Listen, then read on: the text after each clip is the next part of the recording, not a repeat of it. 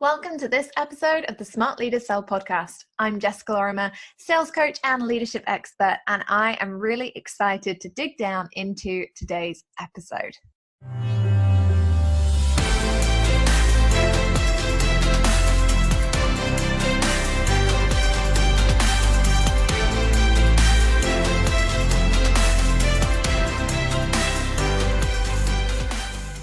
Okay, so we are here. We're almost at the end of January. How quickly has this month gone?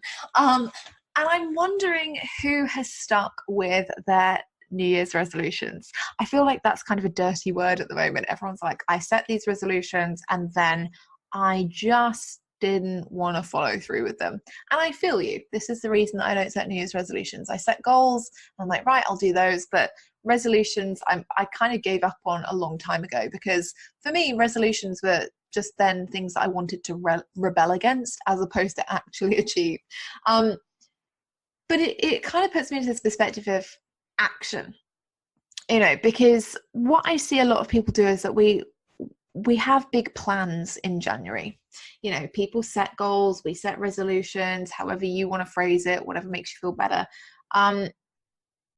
And then we kind of have this initial period of, okay, great, yeah, right, I've set the plan, I'm going to go, I'm going to make this happen, this is going to be my year, all those kinds of things, sentiments. And then we kind of just stop, like we drift off, we get caught back up into the patterns that we had put in place last year. We start, putting all of the client stuff first, and we never make time for our own business or, what we're actually going to be doing, or making any time to set our own sales strategy or execute it, or our marketing plans. And before we know it, it ends up being like March, and we go, oh my God, it's the end of Q1 and I'm not where my goals wanted me to be. And Jesus, what do I do? And I just want to stop that this year.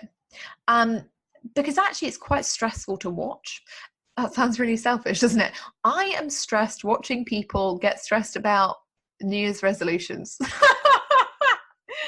Oh, Jessica. But it's true, it's very stressful to watch, because then everyone ends up on this kind of hamster wheel all year.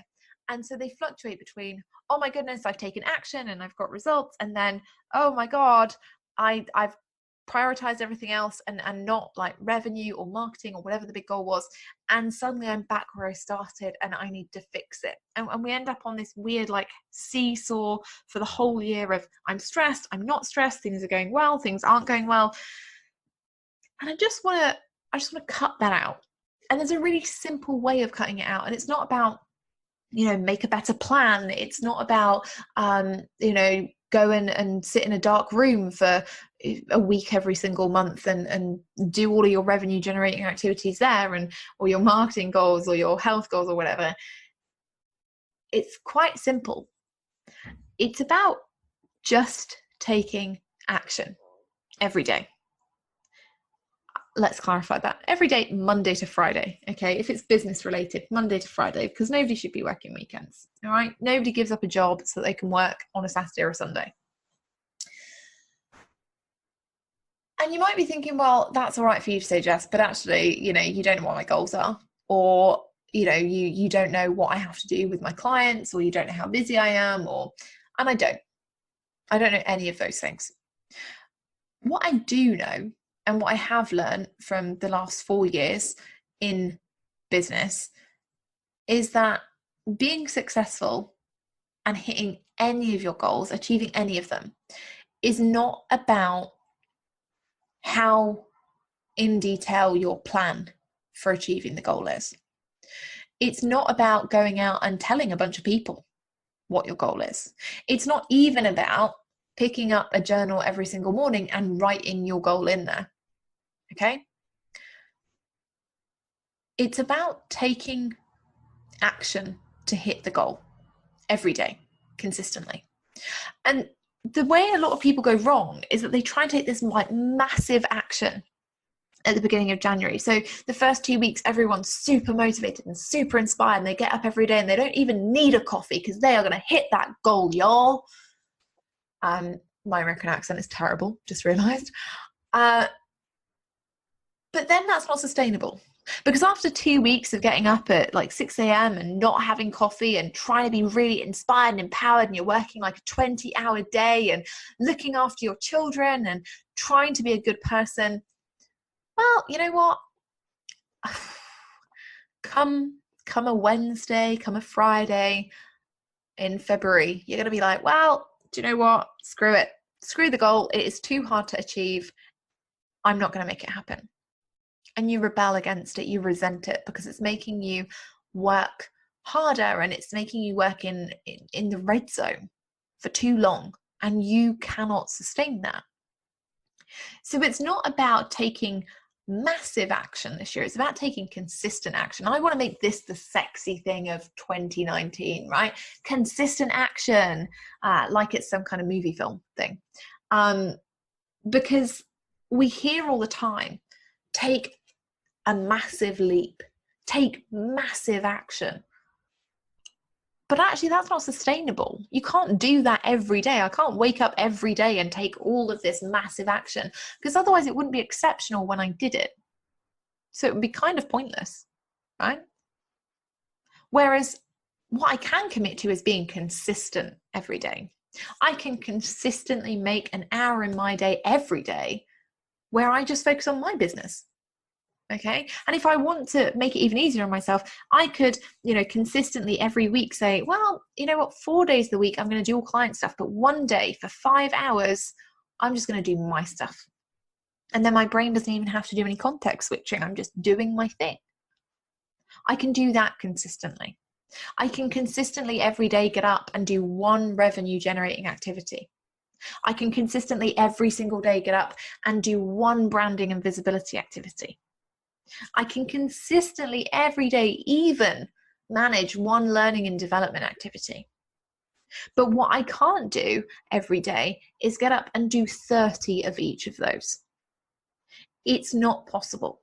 Not alongside clients, not alongside marketing, not alongside accounting, legal, all of the other stuff that goes into running a business.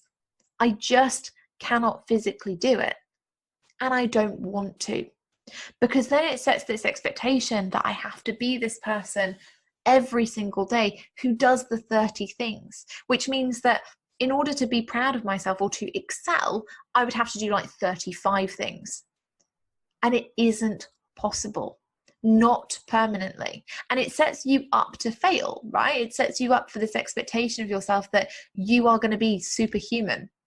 And so when you can't be for a day, when you have the flu or you get sick or you need to take the kids to school and it takes a lot longer than it should have done, you feel like you failed, but you didn't, right? It was just a day that you couldn't take massive action. And so even if you took any kind of action, even if you took consistent action that day, you still beat yourself up because you didn't take the massive action. So, you didn't complete the normal day's worth of tasks. And that's not fair. And that will just set you back in your goal. So what I want you to start thinking about for 2019, especially if you've been going like really gung-ho on getting these results and getting things done and hitting your goal like 10 months early, I just want you to take a step back, have a cup of tea, maybe reduce the caffeine a little bit, and just think about, am I putting myself in a position of overwhelm and trying to do too much, and therefore will lose out on sales and will lose out on building my business this year because I'm going to burn out, I'm going to be frustrated, I'm going to resent what I've created? Or am I taking smart, consistent action that may take me a little longer to hit the goal? And it might, right? Let's be transparent. It might take you a little longer if you're only doing one revenue generating activity every day, depending on the price of whatever you're selling, to hit 100K. But will in the long run it be more sustainable? And will I grow a better business because of it? And will I have better boundaries? Will I teach my clients better boundaries? If the answer is yes, you know what you've got to do. So Have a wonderful week. Start thinking about that consistent action, because we are heading into February, baby, and I want to see everyone achieving and enjoying their business at the end of Q1, rather than falling off the face of the earth and never coming back to the business world. I will see you on Friday for an extra special episode. I hope you enjoy it. I can't wait to hear what you think.